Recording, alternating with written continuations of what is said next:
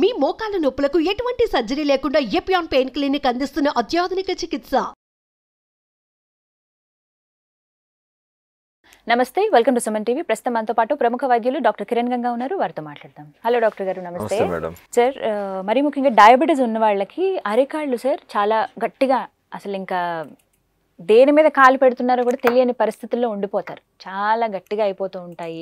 ఇంకా 2-3 మామూలుగానే మనకి పాదాల్లో స్పర్శ అనేది కొంచెం వేడైతే, ఎక్కువ వేడైతేనే కానీ తెలియదు, బండబారిపోయినట్టు ఉంటుంది. అది ఇంకా పూర్తిగా బండబారిపోయినట్టు, అసలు టచ్ చేస్తే కానీ తెలియదు. ఒకవేళ దెబ్బలు తగిలిన తర్వాత చూసుకోవడం, ఇలాంటి పరిస్థితులు ఉంటాయంట కదా సార్. అంటే రీజన్స్ ఏంటండి వీటికి, ఎందుకు అక్కడ దాకా వస్తుంది? ఇది న్యూరోపతికి సంబంధించిన డిఫరెన్సెస్లో ఇలాంటిది ఒకటి. అంటే కాలికి అట్టలాగా అయిపోయిందని, పాదం మీరు పరుపు మీద పెట్టారా లేదా మన ఫ్లోర్ మీద పెట్టారా అనేది కూడా తెలియకపోవచ్చు. చాలా ముద్దుబారిపోయి, అంటే ఎక్స్ట్రీమ్గా నమ్నెస్, ఎక్స్ట్రీమ్గా ముద్దుబారిపోయినట్టు కొంతమంది కంప్లైంట్ చేస్తూ ఉంటారు. అండ్ చాలా సందర్భాలలో మీరు చూస్తే పేషెంట్ నాకు పాదానికి వైద్యం చేయండి అనే వస్తారు. మీరు షుగర్ కంట్రోల్ చేస్తే వాళ్ళకి నచ్చదు. నువ్వు పాదానికి ఏం చేయట్లేదే, అంటే ఎక్కువ ఎఫెక్ట్ అసలు నేను వచ్చింది నా పాదం ప్రాబ్లంతో కదా అని వాళ్ళకి పాపం అసంతృప్తిగా ఉంటారు. ఏ స్టేజ్ లో అలా అవుతుంది సార్, అసలు ఎందుకు అక్కడ దాకా వస్తుంది? అంటే ఇక్కడ మళ్ళీ ఎట్లా అంటే, కొంతమందికి షుగర్ కనుక్కోవటమే హై అయి ఉంటుంది, షుగర్ బయటపడటమే 400-500తో బయటపడి ఉంటుంది, HbA1c కూడా హై ఉంటుంది. సో షుగరు కొంతకాలం క్రితమే వచ్చి బాడీలే, అది తెలియక మనకి వేరే టెస్ట్ చేసుకోవాల్సిన అవసరం రాక అది హై అయిపోయి తర్వాత అక్కడి నుంచి డయాబెటీస్ ట్రీట్మెంట్ స్టార్ట్ అయి ఉంటుంది. ఇలాంటి వాళ్ళలో న్యూరోపతి సిమ్టమ్స్ త్వరగా వచ్చే ఛాన్సెస్ ఉంటాయి. అంటే కొన్ని సంవత్సరాలలో కావచ్చు, కొన్ని మంత్స్లో కూడా కావచ్చు, లేదా ఆ స్టేజ్లోనే న్యూరోపతితో కూడా ఉండిండొచ్చు. ఇంకొందరికి ఏంటి, డయాబెటీస్ అనేది జస్ట్ బార్డర్ దాటి ఉన్నప్పుడే బయటపడిపోయింది కాబట్టి వీళ్ళకి షుగర్స్ హై వెళ్ళలా, ఆ కాస్త షుగర్స్లోనే బయటపడింది, లేదా కాస్త ప్రీ డయాబెటిక్లోనే బయటపడింది, లేదా డయాబెటీస్ లెవెల్స్ కంటే ఒక 5-10 పాతకు ఎక్కువగా ఉన్నప్పుడే బయటపడింది. కాబట్టి వాళ్ళు అక్కడనే అప్రమత్తం అయ్యారు, కావాల్సిన వైద్యాన్ని పొందుతూ షుగర్స్ని ఫుల్ కంట్రోల్లో పెట్టుకున్నారు. ఇటువంటి వాళ్లకు అట్లాంటి సిమ్టమ్స్ రావటం చాలా టైం పడుతుంది, చాలా సంవత్సరాలు పడతాయి. 20-30 సంవత్సరాలు దాటిన తర్వాత అట్లాంటి ఇబ్బంది రావచ్చు. న్యూరోపతి లాంటిది మేము గమనిస్తున్నాం అనమాట. 20-30 ఇయర్స్ డయాబెటీస్ వచ్చి ఎటువంటి న్యూరోపతి లేని వాళ్ళు ఉన్నారు, అద్భుతమైన స్పర్శ. అదే 3-4 సంవత్సరాలు అయింది షుగర్ వచ్చి, కానీ ఈ లోపు ఆల్రెడీ స్పర్శలు లేవని కంప్లైంట్ చేసే వాళ్ళు ఉన్నారు. మరి అప్పుడు రీజన్ ఏంటి సార్? అలా అదే అంటే అప్పుడే డిటెక్ట్ అవ్వడం ఒకటే మనకు తెలుసు, కానీ ముందు నుంచి ఆ ప్రాబ్లం ఉంటుంది. ఎగ్జాక్ట్లీ.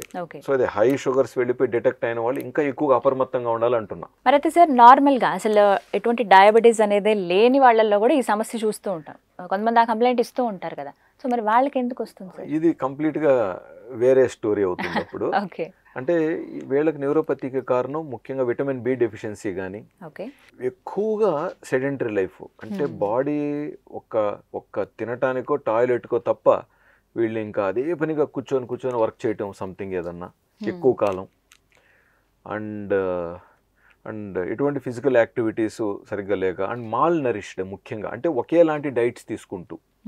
ఇప్పుడు మన ఇండియన్ డైట్ ఏంటంటే జనరల్గా అన్నీ ఉంటాయండి మనకి. మనము ఒకరోజు పల్లీల చట్నీ తింటాం, ఇంకొక రోజు టమాటా చట్నీ తింటాం, ఇంకొక రోజు పెసరట్టు తింటాం, ఇంకొక రోజు రైస్ తింటాం, ఇంకొక రోజు ఆకుకూర తింటాం, ఇంకొక రోజు ఆకుకూరలు తింటాం, ఇంకొక రోజు క్యారెట్ బీట్రూట్ తింటాం, ఇంకొక రోజు దొండకాయ తింటాం. కాబట్టి ఇండియన్ డైట్స్లో మనకు అన్ని రకాలు తింటాం.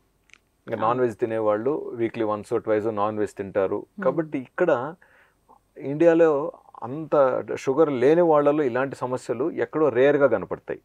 ఎక్కువగా విటమిన్ B12 డెఫిషియన్సీ అయ్యి, లేదా పేగుల్లో విటమిన్ బి అబ్జార్ప్షన్ లోపాలుండి, సో వీళ్ళు తిన్నా సరే అబ్జార్ప్షన్ అవ్వలేక ఇట్లాంటివి కనపడతాయి అనమాట. బట్ ఎక్కువగా మనకు యూరోప్ దేశాలలో చలి ప్రాంతంలో ఉన్నప్పుడు వాళ్ళు ఒకేలాంటి డైట్, అంటే తింటే రోజు పాస్తానే, తింటే రోజు నూడిల్స్ అంతే, అంటే నాకు ఇదే ఇష్టం కాబట్టి నేను ఇంతే, నాకు పలానా చాక్లెట్ ఫేవరెట్ కాబట్టి ఇంకా అలాంటి డైట్, అంటే నాకు ఇదే ఇష్టం అని దానికి అతుక్కొని ఉండిపోవటం, వాళ్ళలో ఇలాంటి సమస్యలు రావచ్చు. బట్ మనకి ఇండియా మల్టీవర్స్, మనం అన్ని రకాలు తింటాం కాబట్టి ఇక్కడ సందర్భాలలో తక్కువ.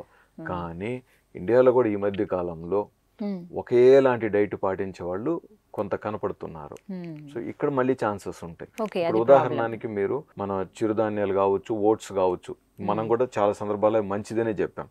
బట్ అది అంటే ఒకటే ఐటమ్ పట్టుకొని తీసుకుంటూ ఉన్నాం అనుకోండి, ఇదొక ప్రాబ్లం. నా డైట్ ఇంతే, నేను ఇంకేం తగలను. మార్నింగ్ అంటే ఈ మసాలా ఓట్స్ అవే కంటిన్యూగా, మధ్యాహ్నం అయితే మిల్లెట్స్ ఇదే ఏం తినకుండా అదే చేస్తున్నారు అనుకోండి, మళ్ళీ ఆ ఛాన్సెస్ ఉంటాయి. అందుకని మనం ఎప్పుడు కూడా భారతదేశం అనేది మొత్తం భూగోళంలో heaven. Throughout the year మనకు కావాల్సినవి అన్ని కూడా పండుతూ ఉంటాయి మనకి. కాబట్టి అంతే, కాబట్టి మనం రొటేషనల్ గా ఉండాలి, మనం అన్ని తినాలని చెప్పి మనం ప్రోత్సహిస్తూ ఉంటాం. Vitamin B12 severe B12 deficiency ఉన్న వాళ్ళలో అలాంటి సమస్యలు న్యూరోపతి రావచ్చు. ఎలా అధిగమించవచ్చు సార్ వీటిని? సో ఇప్పుడు ఎవరికైనా కూడా ఇప్పుడు B12 డెఫిషియన్సీ కానివ్వండి, ఇప్పుడు హై షుగర్ సిమ్టమ్స్ కానివ్వండి, చివరికి ఏమైంది, నరాలకు కావాల్సిన పౌష్టిక విలువలు అందలేదు.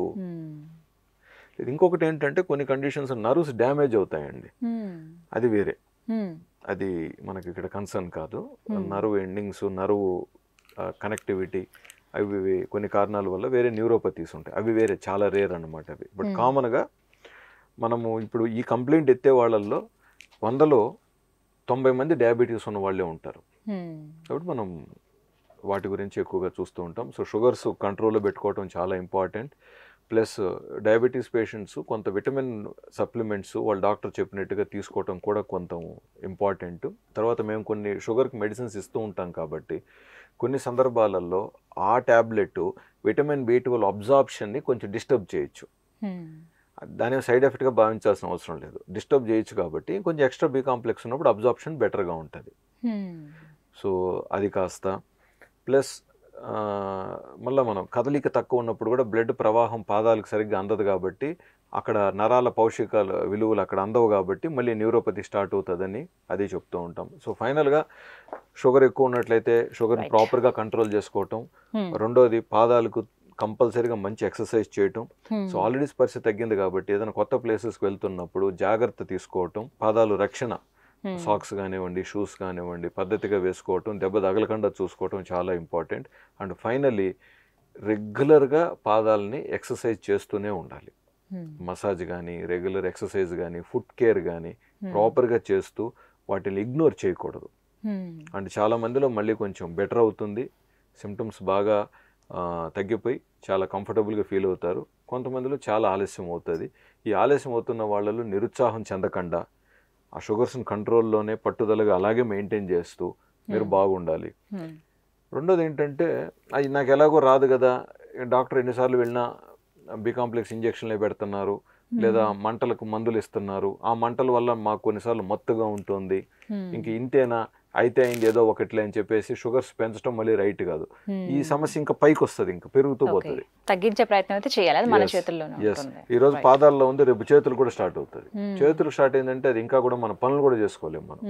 కాబట్టి ఎక్కడ కూడా ఏ స్థాయిలో ఉన్నా సరే దాన్ని నిర్లక్ష్యం చేయకుండా మీరు తీసుకోవాల్సిన జాగ్రత్తలు తీసుకుంటూ డాక్టర్ చెప్పిన సలహాలను పాటిస్తూ నిరుత్సాహం చెందకుండా ప్రోత్సాహంగా ఉంటూ హ్యాపీగా ఉంటూ లైఫ్ లీడ్ చేయండి. రైట్ డాక్టర్ గారు, థ్యాంక్ యూ అండి, నమస్తే.